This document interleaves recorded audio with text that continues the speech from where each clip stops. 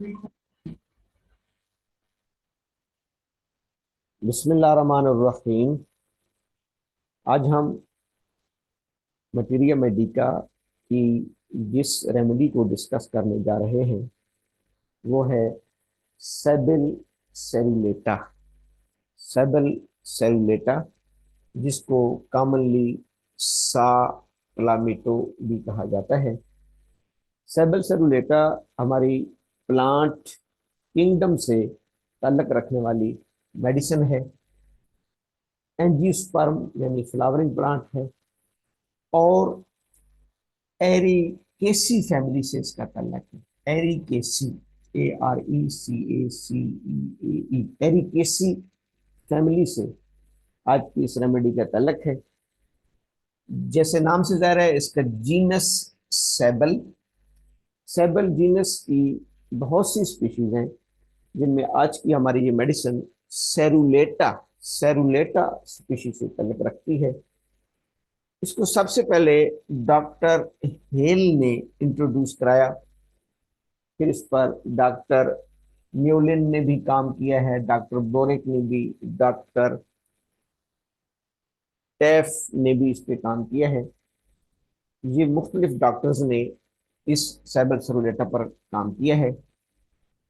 क्योंकि प्लांट है, प्लांट के अंदर फाइटोकेमिकल्स और केमिकल कॉन्स्टिट्यूएंट्स होते हैं, तो इसके अंदर भी मेनली एक वोलाटाइल ऑयल पाया जाता है। वोलाटाइल ऑयल पाया जाता है। इसकी फ्रूट्स बेरीज से इसका मदर टिंचर तैयार किया जाता है। डॉक्टर साहबान होम्योपैथिक प्रैक्टिस में, होम्योपैथिक डॉक्टर्स ने अपने लिटरेचर में इस मेडिसिन के लिए एक स्पेसिफिक लफ्ज यूज किया है। दिस रेमेडी यानी sabal serrulata is also called a homeopathic catheter. Homeopathic catheter. अब कैथीटर का क्या काम होता है? जब किसी भी पेशेंट्स का यूरिन रिटेन्ड हो जाता है, यूरिन पास आउट नहीं होता, उसकी ब्लैडर को एवेक्यूएट करने के लिए कैथीटर पास किया जाता है, जिसको यूरिनरी कैथीटर कहते हैं। तो होम्योपैथी में स्पेसिफिकली इस रेमेडी के लिए ये लफ्ज यूज किया जाता है, it act as a homeopathic catheter. यानी इस मेडिसिन का जो चीफ फिजियोलॉजिकल एक्शन है, जो चीफ इसकी अफिनिटी है, वो मेल यूरिनरी सिस्टम के साथ है। मेल यूरिनरी सिस्टम,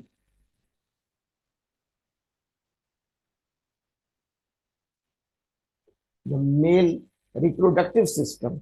जैसे हम जानते हैं कि मेल रिप्रोडक्टिव सिस्टम में testicles, vas deferens, seminal vesicles और प्रोस्टेट ग्लैंड्स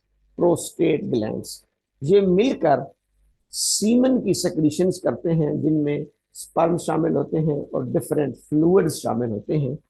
उस सीमन में एक कंट्रीब्यूशन इस प्रोस्टेट ग्लैंड्स की होती है। प्रोस्टेट ग्लैंड्स जो मेल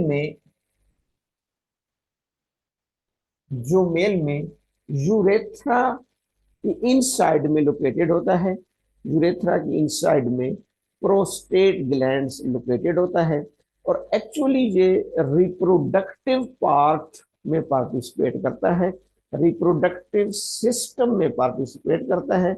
और ये प्रोस्टेट ग्लैंड प्रोस्टेटिक फ्लूइड को सेक्रीट करके उस फ्लूइड को सीमन में शामिल करता है, कंट्रीब्यूट करता है।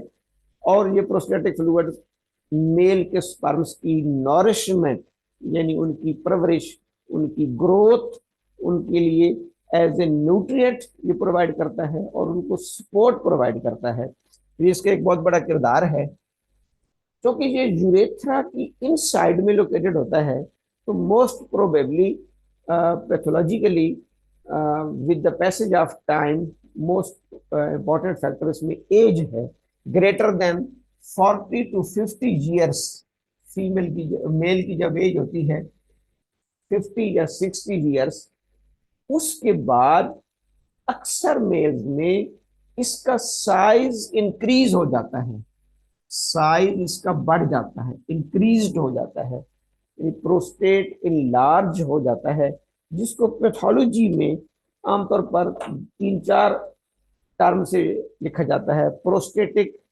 پروسٹیٹک میگیلی یعنی پروسٹیٹ کا بڑھ جانا، پروسٹیٹک ہائپر ٹرافی، پروسٹیٹ کا ہائپر ٹراف کر جانا، جب موسٹ پروبیبلی ایک ایبریویشن لکھی جاتی ہے B P H, B P H, B9 prostate ہائپرپلیزیا، B9 prostate ہائپرپلیزیا۔ ہائپرپلیزیا کا مطلب ہوتا ہے increase in the size of N organ due to increase in the number of its کنسٹیٹیوئنٹ sales.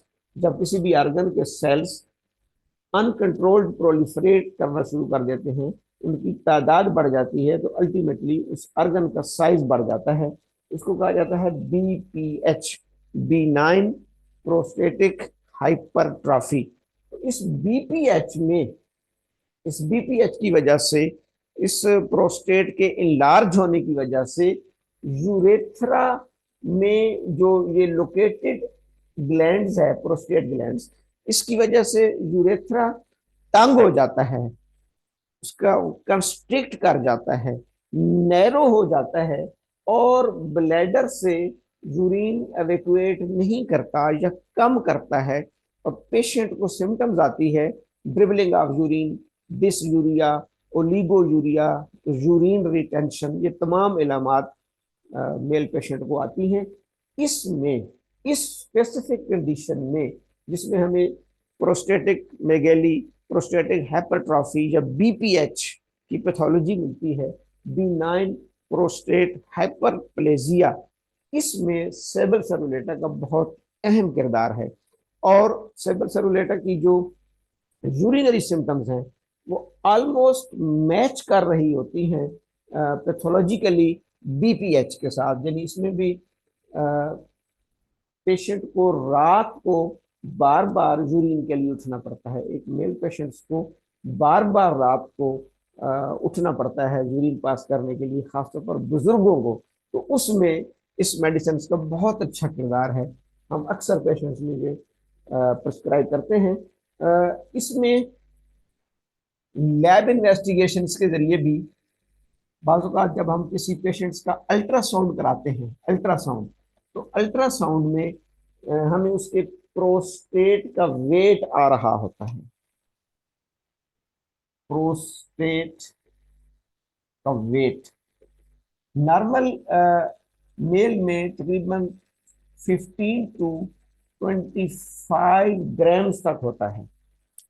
Normal مرد میں پروسٹیٹ کا سائز ہے، اس کا جو ویٹ ہے، ویٹ وہ 15 to 25 گرامز، یعنی 15 سے 25 گرام تک نارمل ویٹ ہوتا ہے۔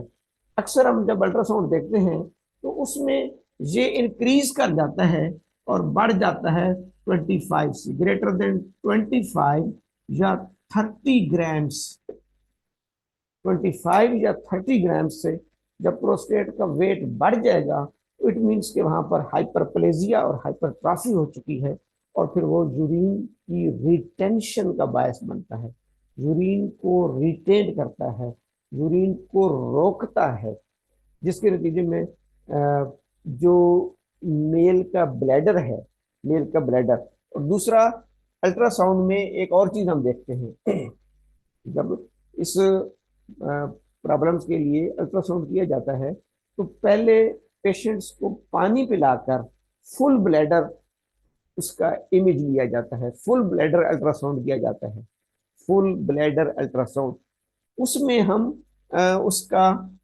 جو ہے وہ پری وائڈ والیوم چیک کرتے ہیں، پری وائڈ والیوم، پری وائڈ یعنی خالی کرنے سے پہلے پیشنٹ کے بلیڈر میں کتنا یورین تھا، فار ایگزامپل 200 ہے تو پھر ایک چیک کیا جاتا ہے post wide volume, urine pass करने के बाद फिर मरीज को कहा जाता है जी तसल्ली से जाकर यूरिन पास करें, और यूरिन पास करने के बाद उसका दोबारा अल्ट्रासाउंड किया जाता है, उसको हम कहते हैं पोस्ट वार्ड वॉल्यूम। आमतौर पर अच्छा ब्लेडर में पोस्ट वार्ड वॉल्यूम 0, 10 या 20 ml होना चाहिए, यानी तसल्ली से यूरिन जब हम पास कर लेते हैं तो हमारे ब्लेडर में 10, 15, 20 ml यूरिन रह जाना चाहिए। लेकिन इस केसेस में, यानी प्रोस्टेटिक हाइपरप्लेजिया में या प्रोस्टेटिक हाइपरट्रॉफी में, आमतौर पर हमें 30-40 से भी ज्यादा ml यूरिन ब्लेडर में मिलता है। तो जो ब्लेडर 50-60 ml हर वक्त रिटेन रखता है, तो उसमें जब थोड़ा सा भी यूरिन और बन के आता है, मसलन 60-70 ml, तो 2-2 घंटे बाद मरीज को यूरिन की हाजत होती रहती है। यही इस रेमेडी की मेन सिम्टम्स हैं कि urging to urinate, frequent urging to urinate, specially patient intends to pass the urination at night, यानी रात को वो बार बार यूरिन पास करने की ख्वाहिश रखता है। इस हवाले से ये मेडिसिन बहुत इंपॉर्टेंट है। लेकिन इसके अलावा इसके असरात दोनों जेंडर्स पर, अच्छा एक तो ये मेल का हो गया, एक फीमेल की सिम्टम है, तो उसको डॉक्टर क्लार्क ने और बाकी डॉक्टर्स ने भी काफ़ी अपने एक्सपीरियंसेस में मेंशन किया है। अनडिवेलप्ड ब्रेस्ट, अनडिवेलप्ड ब्रेस्ट, यानी अगर फीमेल में ब्रेस्ट की डेवलपमेंट ना हो रही हो या एट्रॉफी हो रही हो, breast dwarfness, small small breast, उनमें भी हम सेबरसेबुलेटर को एडवाइस कर सकते हैं। एक तो मेल के प्रोस्टेट में आ गया, फीमेल के अंडर डिवेल्प ब्रेस्ट में, ब्रेस्ट एट्रॉफी में, ब्रेस्ट ड्वार्फनेस में, उसमें भी हम सेबरसेबुलेटर को एडवाइस करेंगे। तीसरी चीज दोनों जेंडर्स में है, दोनों जेंडर में, यानी मेल और फीमेल दोनों जेंडर में, वो है डिप्रेशन या suppression of sexual desire, sexual desire का सुप्रेस कर जाना, सेक्सुअल एपेटाइट का सुप्रेस कर जाना, सेक्सुअल डिजायर्स का सुप्रेस कर जाना, जिनसी ख्वाहिशात का दब जाना, न होना, उसमें भी हम सेबरसेबुलेटर को कंसिडर करेंगे। अब इसकी तीन मेन अफिनिटीज हो गई।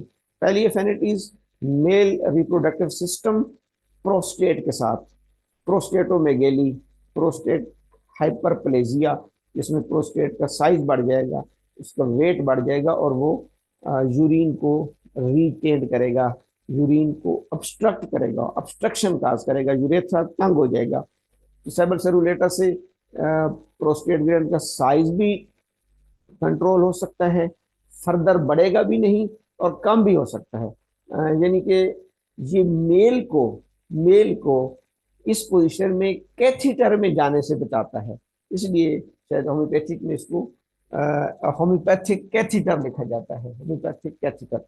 दूसरी इसकी अलामत, जैसे मैंने कहा कि फीमेल में ब्रेस्ट अगर अंडर डिवेलप्ड है, अगर ब्रेस्ट की ड्वार्फनेस आ रही है, तो उसमें भी इसको अच्छा पाया गया है। तीसरी, दोनों जेंडर्स में suppression of sexual appetite, sexual desires का दोनों जेंडर में सुप्रेस कर जाना। ये आज की इस मुख्तसर मेडिसिन का तारफ था। सेबरसेबुलेटा प्लांट किंगडम, वेजिटेबल किंगडम की मेडिसिन है, जो कि मेल रिप्रोडक्टिव सिस्टम और फीमेल रिप्रोडक्टिव सिस्टम पर एक्ट करती है। Thank you.